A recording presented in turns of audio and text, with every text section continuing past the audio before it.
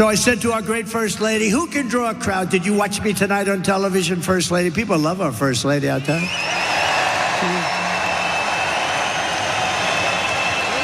Right? Go out and get a book. She just wrote a book. I hope she said good things about it. I don't know. I didn't. So busy. She just wrote a book called Melania. Go out and buy it. It's great. And if she says bad things about me, I'll call you all up and I'll say, don't buy it, get rid of it. Well, even though Donald Trump has not read his wife's book, reporters have started to get their hands on some early copies for review, of course. And one of the major bombshells in her book is the fact that she totally disagrees with Republicans when it comes to abortion and reproductive rights. Now, in her book, which comes out next week, the former First Lady wrote the following. Here are some important excerpts. It is imperative to guarantee that women have autonomy in deciding their preference of having children based on their own convictions, free from any intervention or pressure from the government. Why should anyone other than the woman herself have the power to determine what she does with her own body? A woman's fundamental right of individual liberty to her own life grants her the authority to terminate her pregnancy if she wishes. This is very strong language, it's amazing, but there's more. Restricting a woman's right to choose whether to terminate an unwanted pregnancy is the same as denying her control over her body. I have carried this belief with me throughout my entire adult life, which is an interesting admission considering her husband appointed the 3 Supreme Court justices who helped in overturning Roe v. Wade, which of course granted reproductive rights to women all across the country, regardless of which state they lived in.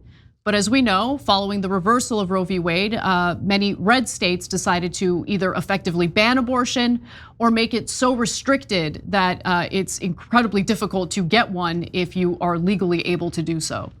Yeah, and he brags about it. He says all the time, I'm the one who got rid of Roe v. Wade. Now he realizes it's unpopular, so he's doing this hilarious evasions. And he says, well, you know what? I wouldn't necessarily sign a national ban on abortion. So would you veto it? I'm not gonna tell you. So I'm gonna get to his response to all of this in just a second. But before I do, I just want to let you all know that after this was reported about where she stands on the topic of abortion, she decided maybe this is not good for my husband's political career. Maybe I should back down. Except no, she didn't do that. She decided to double down in a promotional video for her book. Let's watch. Individual freedom is a fundamental principle that I safeguard.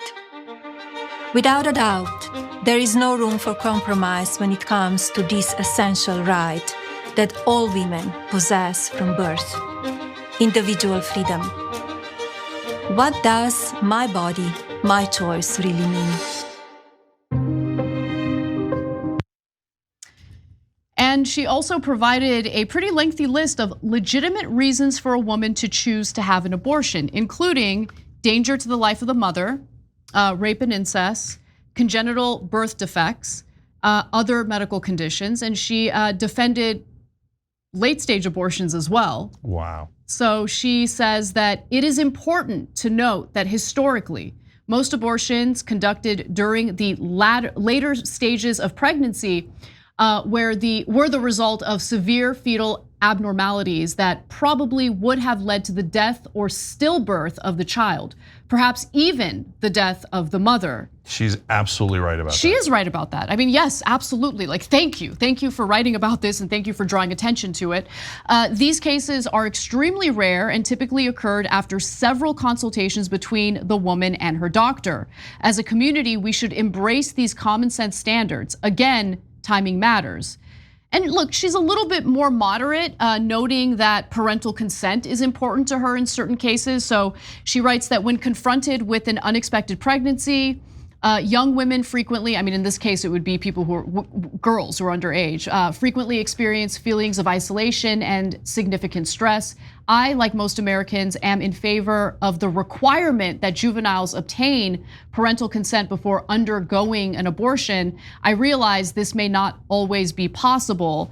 And then she says, our next generation must be provided with knowledge, security, safety, and solace, and the cultural stigma associated with abortion must be lifted. Yeah, and if her husband is elected, that will not happen.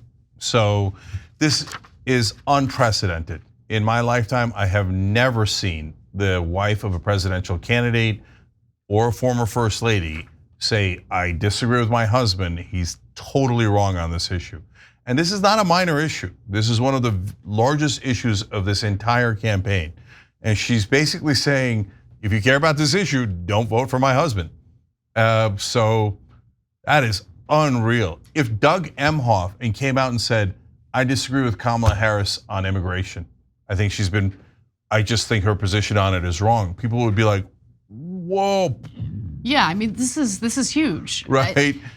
And look, there historically speaking, there were examples of, the first lady disagreeing with her husband on certain policies, right? So, FDR is a good example. FDR's wife wanted equality for Black Americans and was pushing really hard for it. And so that was the area where, FDR was failing, in my opinion, right? Even though he did some wonderful things as well. And so it's not unheard of, but in this case, it feels kind of unheard of because it's Trump, right? When it comes to Trump, he's the kind of guy who expects complete loyalty. And this is his wife, basically publicly announcing that she disagrees with him on the topic of abortion and also immigration, by the way. Okay, one second, and thank you for clarifying. I meant unprecedented in our lifetimes. Yes, if you go back far enough, it's happened before. But usually when someone disagrees with Trump, he goes, we're not winning with Melania. So he's probably regretting not having read the book or not being able to read. But so now I'm super curious whether he's going to attack his own wife. And if he does though, I guarantee you all of MAGA will be like, well, of course you gotta attack the first lady. I mean, just getting along with the first lady makes no sense. You have to well, I almost said hang. I'm sorry, that's his vice president. But you have to hate her or something. But of course, as Anna's about to explain to you, they're all pretending that they're pro-choice or something. And pro-life at the same time. Well, and maybe on Planet MAGA that's possible. All right, so look, about a day before before all this news came out, apparently Donald Trump had posted something on social media and made it clear that he is not in favor of supporting a federal abortion ban. Everyone knows I would not support a federal abortion ban under any circumstance and would, in fact, veto it because it is up to the states to decide based on the will of their voters. Okay, so let's pause for a second. There's a part of me, and it is the cynical, suspicious part of me that thinks, was this all meant to soften Donald Trump's image on abortion because it has been such a political liability for himself and the Republican Party? I'm not sure Donald and Melania Trump even talk. I mean, like if it was part of a plan, why did he say the thing that we're showing you there where he's like, I haven't read it and if there's anything bad in it, then I will tell you not to buy the book. Yeah, you know what? The fact that she was willing to push back on immigration leads me to, because Trump is actually polling really well on that topic. He's beating Kamala Harris on that topic, right? And that is one of the priorities or concerns of the electorate right now. And so to have her come in and write in her book that she was pressuring Trump to end some of his immigration policies, that's not gonna help him necessarily with the election. So yeah, I think this is what she genuinely believes. And she also says, I don't publicly debate my husband on these issues, but privately, I'm applying pressure so he can kind of change course. Obviously that has not been successful, but just really interesting dynamic taking place here. Yeah, guys, look, they're a dumpster fire. And if this happened to any other candidate, it would be the most shocking thing you've ever seen. But we're so used to the raging dumpster fire that we're like, oh, the candidate didn't read his own wife's book, and apparently neither did anybody else on the campaign. So they get, blindsided by her saying he's wrong on immigration and he's wrong on abortion. And then we're like thinking, well, is this some sort of grand strategy? It's not a grand strategy. It's a dumpster fire. That's what it is.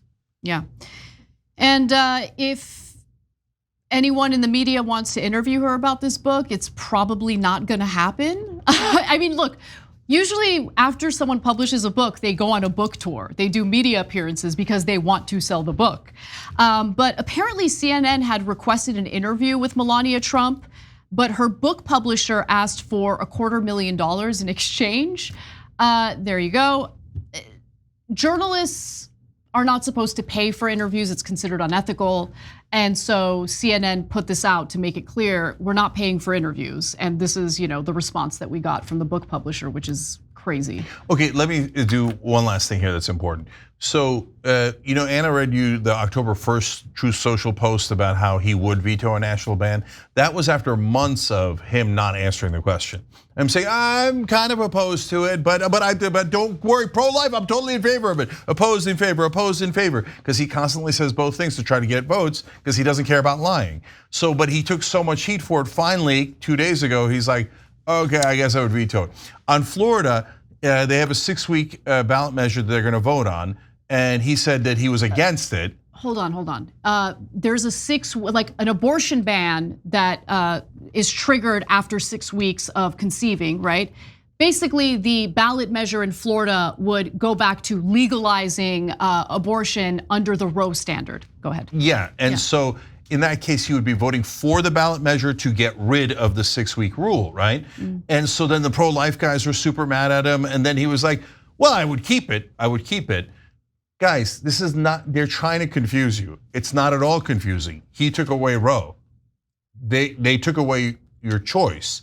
And this whole insane talking point about, no, if you're in favor of women's right to choose, you would bring it to the states where half the states would take that right away. No, you would allow them to choose everywhere. You wouldn't take that right away from them, but only in half of the country. It's absurd. No, if you vote for Donald Trump, they're gonna take your rights away like he did the last time. It is definitive. He is against choice, and if you're pro-choice, you ought to have your head examined if you will vote for Donald Trump, and it turns out Melania Trump agrees. Thanks for watching The Young Turks, really appreciate it. Another way to show support is through YouTube memberships. You'll get to interact with us more. There's live chat emojis, badges. You've got emojis of me, Anna, John, JR, so those are super fun. But you also get playback of our exclusive member-only shows and specials right after they air. So all of that, all you gotta do is click that join button right underneath the video. Thank you.